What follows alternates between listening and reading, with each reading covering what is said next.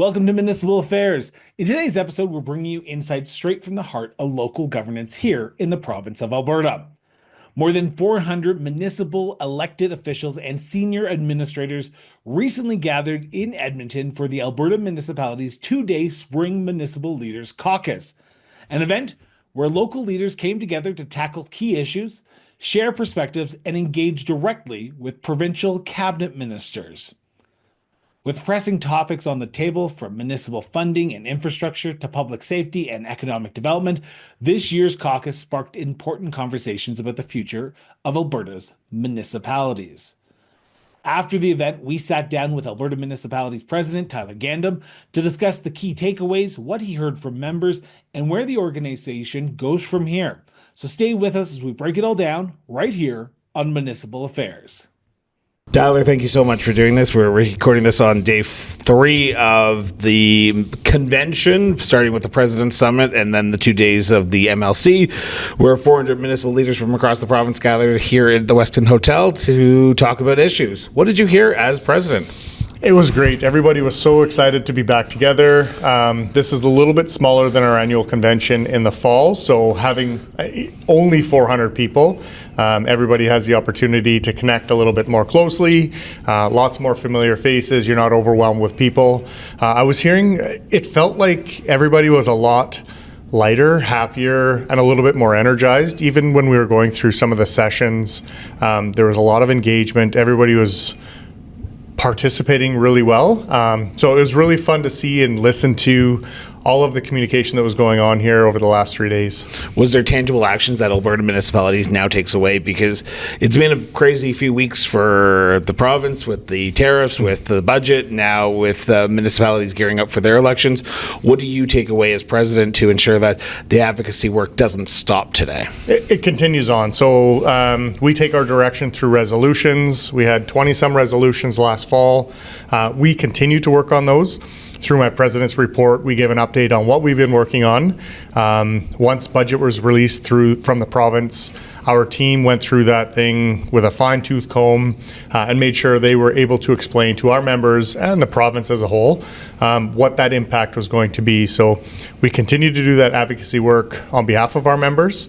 And I think last year was one of the first years where I've seen Alberta municipalities be able to get out there and drum up that support from the residents, from the business owners, not just the elected officials. So as we push back on Bill 18 and Bill 20, I was getting emails and phone calls from people from other communities that I didn't know, but they were asking how they could get involved and how they could push back on some of the legislation that was being proposed. So let's talk about the budget, because it was tabled on February 27th, if I'm getting my date correct here. It's been a few weeks since that has been tabled. You've been able to digest it, as you said. The policy people have looked over it. Municipalities have reacted. From an Alberta municipality standpoint, how was the budget received? I think it was okay.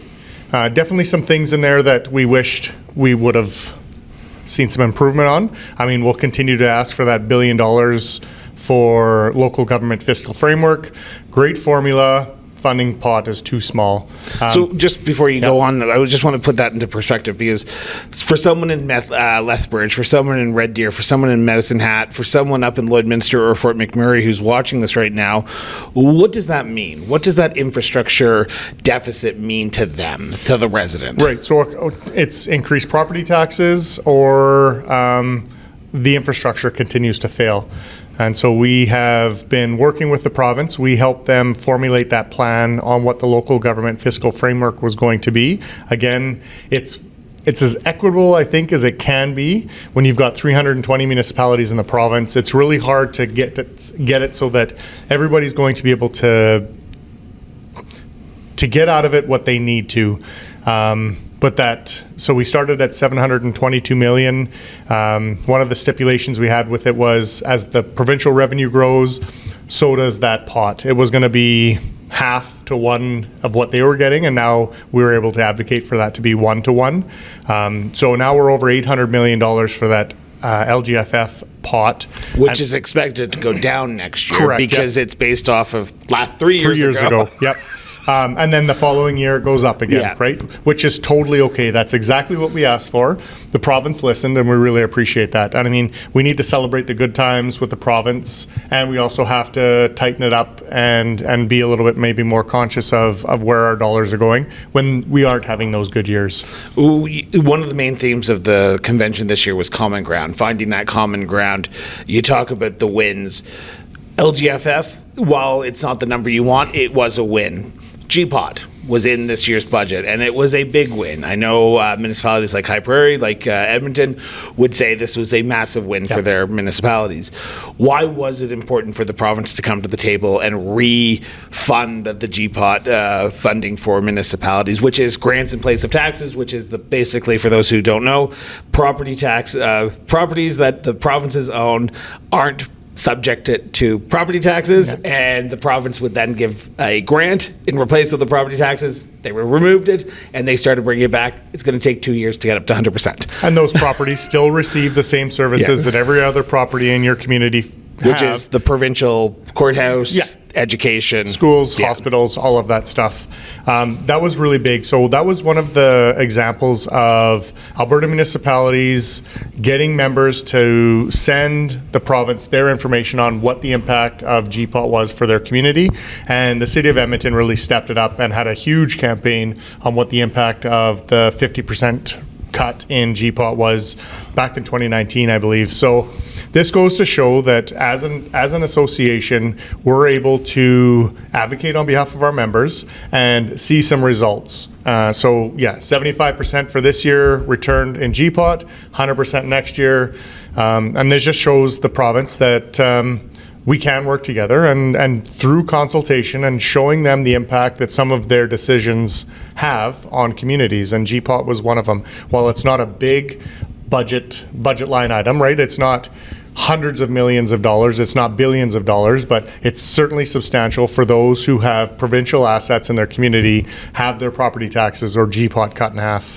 One of the common criticisms that I heard about the budget at the MLC convention this year was educational portion of the property taxes. The province sets the education portion of the property taxes, the municipalities then collect it.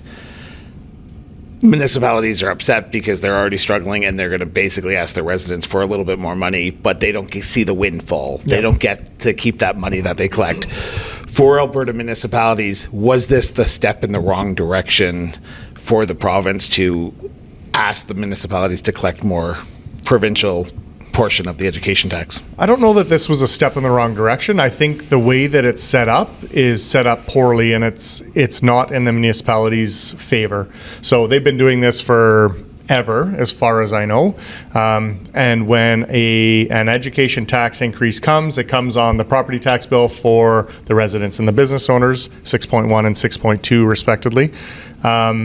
I think there are far better ways that the province can collect money, taxes, than putting it on a property tax in a municipality. And we've been talking to the government for a number of years about this. We had another conversation with Premier last fall at our convention and talked about how this has an impact on our communities.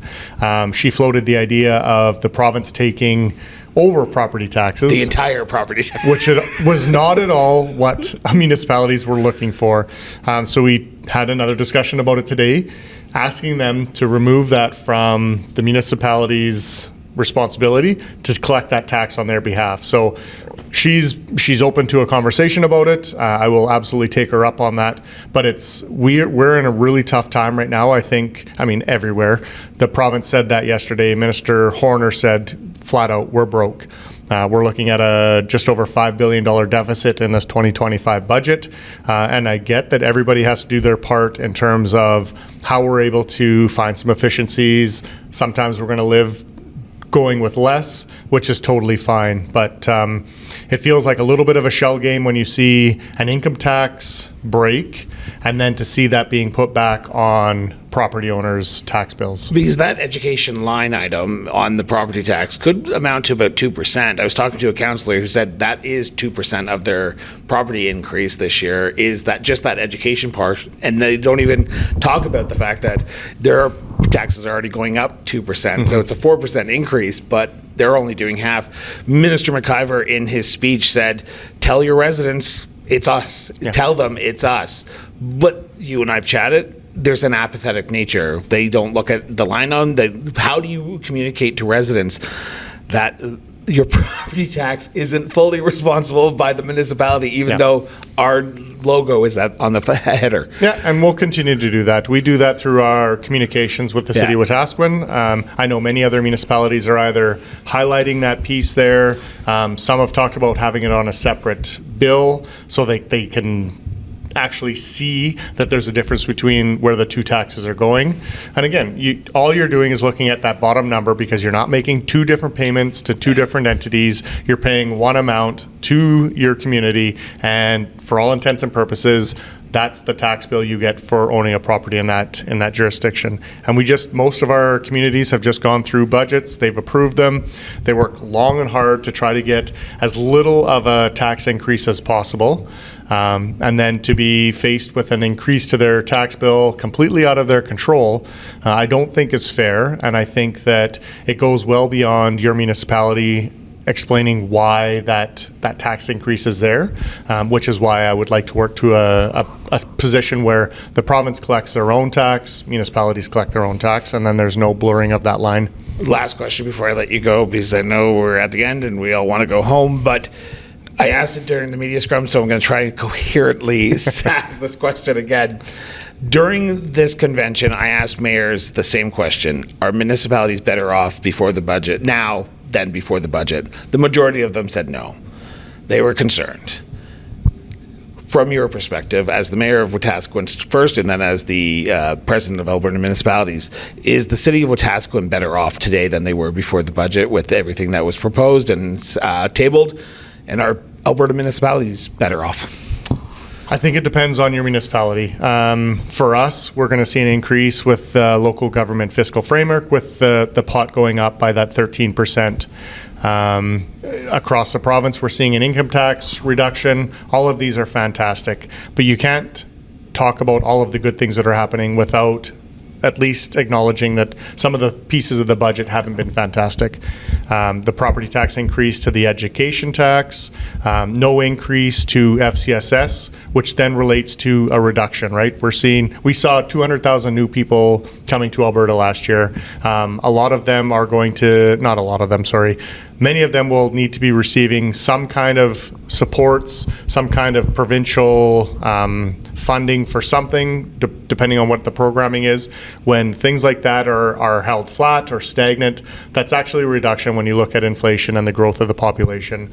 I think overall, I will say Wetaskiwin's isn't worse off, for sure. I do appreciate the work that we continue to do with the provincial government. And one of the things that I'm really happy about is the change in the consultation and the communication that we've got with the provincial government. It's actually going to pick up on that, and I was going to ask a question, but I said that was my last question, so we're going to just talk about that for a second. Last year, we had Bill 18, Bill 19, Bill 20, Bill 21, and I think Bill 22 all affected municipalities, if I'm not mistaken, or just Bill 21. And municipalities in Red Deer, in Edmonton, were calling that we needed more, that open line of discussion. You wanted to sit down with the premier and the minister on a regular basis to talk about what was going on, talk about the resolutions. Since Red Deer to today, have those lines of communications grown? Have they been what they've been, or are we seeing a forging of a stronger provincial municipal relationship today? Yeah, I think overall the relationship is stronger. The premier didn't ever sit down with us following convention to go over some of the needs and the big ticket items for municipalities, which is unfortunate, but we still have the opportunity to do that soon. She's opened it up to have that conversation about FCSS funding. And I know that the relationship wasn't great, and I wouldn't even say it's a relationship. The communication wasn't great between Alberta municipalities and the provincial government. Since that time, and since we've had the opportunity to speak with the province, to work with the ministers, I'd say it's done a complete 180. I can text Minister McIver, and usually within 45 seconds, I've got a response. If there was a poor relationship, that would never happen. When we got the letters on the unified command from Minister Ellis, and there was a ton of uncertainty about what that was going to look like and what the impact was going to be for the municipality. I called Minister McIver at about 10 a.m. on a Saturday morning, and he had Minister Ellis calling me back within 15 minutes, and then a webinar set up on the following Tuesday so that any affected municipality could sit in on it, ask questions, and have a better understanding of what that meant for their municipality. So I would say that very much so the province has been listening. They are open to that communication and are being far more proactive, even through the Municipal Affairs Ministry and our staff. They haven't seen communication like this, and a heads up on what's happening. Minister McIver will call me and let me know that something's coming, just even to give me a heads up. So I very much appreciate that. I would have been the first to say a year ago that the communication, the consultation was poor at best, and like I said, it's been completely 180'd, and I'm really enjoying the relationship that we're having with the province right now. We're not always going to agree on things, and that's totally fine. I'm not expecting to have a conversation and change their mind on something, but I at least want to be able to have that conversation. Perfect. Thank you so much. Awesome. The Honourable Rick McIver, Minister of Municipal Affairs, spoke to delegates in attendance, and afterwards he had a press conference where he gave his opinion on how municipalities are reacting to this budget and how the new funding for GPOT will help municipalities. I think we are going to talk a little bit this morning about GPOT in Budget 2025. GPOT, which is an acronym that stands for Grants in Place of Taxes, is the government's program to pay to, and of course under the Constitution of Canada, provinces don't pay taxes to municipalities. The municipalities can't charge them and provinces don't pay them. But it's been a custom for provinces to pay something in lieu of the provincial taxes. And there was a time when Alberta paid at 100% of what the provincial municipal taxes would be. That went to 50%. 5 years ago. I'm sure somebody has a record of exactly when that was. The point is, municipalities weren't happy. They let us know they weren't happy. And in this year's budget, that percentage of what would be municipal taxes that we're paying will go from 50 to 75%, and next year it will go to 100%. I think I just heard in a room full of municipal leaders that they're happy about that. Not as happy as they'd be if it was never reduced in the first place, but happy that it's coming back to where they would like it to be. So, Alberta NDP Kyle Kozowski, who is the municipal affairs critic for the party, told reporters in a press conference that the budget didn't deliver on the issues municipal leaders are needing help on. So I think there's a lot to unpack with what you've presented there, Chris. So we're concerned going forward. We're also concerned that with this, I'm really happy that the provincial government is finally paying its tax bill that it owes municipalities for the municipal services it receives across Alberta in municipalities. But there's no discussion of paying back what they haven't paid over the last few years. And in Edmonton, it's almost $99 million that the provincial government has avoided paying to the city of Edmonton over the last few years. So I'm glad that grants in place of taxes are coming back, and that is going to be good going forward. But I think we should also look at making city of Edmonton whole and municipalities like High Prairie whole for the burden that they've had to pay for over the last few years. And as we look going forward, you know, if the roller coaster continues and it's impacted by tariffs, and it is going to impact municipal funding, I think it's fair to look at a review of the formula for LGFF so that we can make sure that we don't devastate municipalities going forward. Also in attendance was the Federation of Canadian Municipalities' first vice president and Ottawa City Councillor Tim Tierney. We sat down with the first vice president to discuss what he's hearing from Alberta municipal leaders and how FCM is working with all municipalities on a range of issues, including the ongoing trade disruptions with the United States of America. FCM first vice president Tim Tierney, thank you so much for sitting down with me. Greatly appreciated. You are here at the Alberta Municipalities MLC, Municipal Leaders Convention. What brings you here and what are you hearing from delegates? Yeah, I think we've witnessed what's happened in the first part of this year. It's been the Wild West, pardon the pun. That's why I'm here. We were desperate to hear from especially our rural members. I think that is a critical part, and that's why I discussed that today so heavily. I actually said I'm going to tweet my phone number out. I'll be here anytime you need me. We recognize that this tariff situation is really putting the pressure on and affects specifically the rural areas is going to be a big component. They have their ability to farm, all the things that we need, that the states needs. And as I go from municipality to municipality, whether it's from New Brunswick to Nova Scotia, going to Toronto, going to PEI, I've been going to all these different municipalities. Then I'm going to head down to Washington, D.C. With our common friend, Pam Mood. With Pam Mood. She is terrific. And of course, we have great representation with Neil Como. Yes. A great representative for the rurals. And we work very collectively together to bring those voices and what our concerns are. And I don't think it's a secret. I think a lot of the big concerns are obviously related to the costs that keep increasing. In my quick speech today, I mentioned the fact that RCMP, massive, massive burden for a lot of our rurals and our western municipalities, because they've seen the costs increase, but there's no money that goes along with it.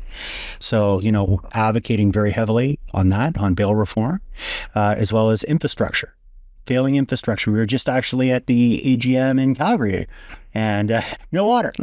So the showers, it might have been a little more smelly, but that was a highlight to say we have to invest in infrastructure and we can't do it alone, and we need our federal partners on board, as well as affordable housing and housing and homelessness. So those are really the themes. Are you getting that theme here in Alberta municipalities while you're talking to delegates, while you're talking to mayors and councillors? Are you getting that theme that FCM is advocating for? That's what they want to talk about as well? It certainly is on the radar. Yeah. I think things have changed a lot over the last little while from when I started on FCM back 15 years ago. I'm aging myself, I'm a bit of a barnacle now.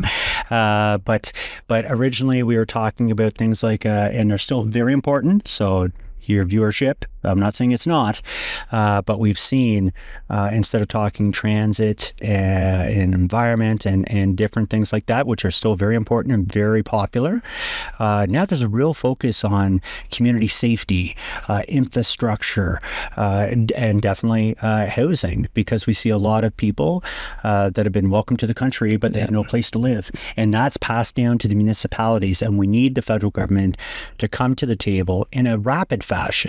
Not saying, yeah, the money's coming. It's got to come with all the dollars. Not saying, yeah, we're going to give you money, but just not the development charge money so you can pay for the sewers and the connections and all that other stuff.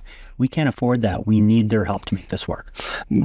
The federal government's in a bit of a transition period right now. We're recording this on March 6th, and by March 9th, we're going to have a completely new prime minister, a completely new leader of the Liberal Party, and what we're having a conversation about today is going to be completely different on Monday, March 10th. But let's talk about the here and now. We have the tariffs. Yes. They are on resources, on goods going in from Canada into the United States. Okay. Municipalities like yourself are going down to Washington. I just chatted with Scott Gillingham, mayor of Winnipeg, to talk about his trip to Phoenix. Yep. Municipalities are on the forefront of this fight. They're taking the Team Canada approach. Why is it important for FCM to be involved in this Team Canada approach and advocate for the well-being of our economy? Yeah, I think there's been a lot of people thinking, oh, it's just the tourism aspect, border towns. Oh no, it cuts way deeper all through the United States. These were great partners of ours. They still continue to be great partners of ours. And they're hearing it loud and clear. If you've watched some of the rhetoric that's been out there and the decisions that have been made, I'm quite sure the President of the United States is hearing loud and clear, this is going to cost us a lot more money. We had a complete city pretty much burned down in LA. Where do you think the wood's going to come? And in Alberta. And Alberta. And then you look at even in my neck of the woods, I have it cuts both ways. I have a microbrew company that's very successful. Shout out to Dominion City. They do a great job. They employ a lot of people, but they require aluminum. Yeah. And you see that cost going through the roof. But in the same business park, 3 blocks away, we have a company that manufactures parts for F-35s, which directly benefits the states. So now we're going to tariff that to go down to the states. This really will impact cost of living for everybody on both sides of the border, and cooler heads will prevail through us advocating very heavily when we go to the States next week. And they're going to do what we do at FCM. They're going to visit their counterparts, their governors, their senators on Capitol Hill the following week. So we'll have embedded our message that we will share with them. And I'm sure there'll be a similar mind by then, because it changes every day, like hopefully underwear. But you're starting to see very quickly some backtracking on certain sectors, but you can't have carve-outs. Yeah. You start doing carve-outs, it doesn't benefit anybody. It benefits one party or one country, and that's not what we're looking for. We're looking to make sure we're both in a good state, and that's what we want. Before I let you go, one final question. It's a very political one. Sure. Do you think municipalities can weather the storm? Because we do not know how long this is going to last. And you say we change our underwear every day, but Donald Trump changes his underwear probably 3 or 4 times a day because he's so all over the place. You don't know what's going on. Are you optimistic or pessimistic about the future of municipalities and the future of Canada? It will really depend on the federal election, which you're quite correct, I think will be called sooner than later. A lot of people are saying it's going to be April 24th, very fast and furious. And that's the questions as one group working together, rurals, suburban, urban, across the country. We have to stick with one voice. We have to go in with that main pitch that municipalities need the funding for infrastructure projects to keep us all alive, kind of like COVID. Yeah. COVID, the cost got so expensive, but we started investing in infrastructure. The cost of steel to build a building, everything went up during COVID. It's going to be the same thing. So we need the federal government to come to the table with the money, make the local investments, keep people employed so we can, as municipalities, weather that storm. Tim, always a pleasure. Same here, brother. Thank you so much for tuning in for another episode of Municipal Affairs. Now, we hope you've enjoyed today's conversation and gained some valuable insights into the world of Alberta municipalities from our local elected leaders. Now, if you haven't already, be sure to subscribe to the show on your favorite podcast platform or here on YouTube if you're watching it. And don't forget to follow us on social media at Cross Border Networks on the majority of the social media platforms. To find out even more about the communities and the people we feature on this show, Municipal Affairs, or our sister shows, Political Trenches, Local Government at Work, or even the cross-border interviews, be sure to follow us online at crossborderinterviews.ca. Your support means the world to us. So share this episode with your friends, your family, and yes, even your community. It helps us get the word out. Until next time, stay informed, stay engaged, and we'll see you next time here on Municipal Affairs. Till then, everyone.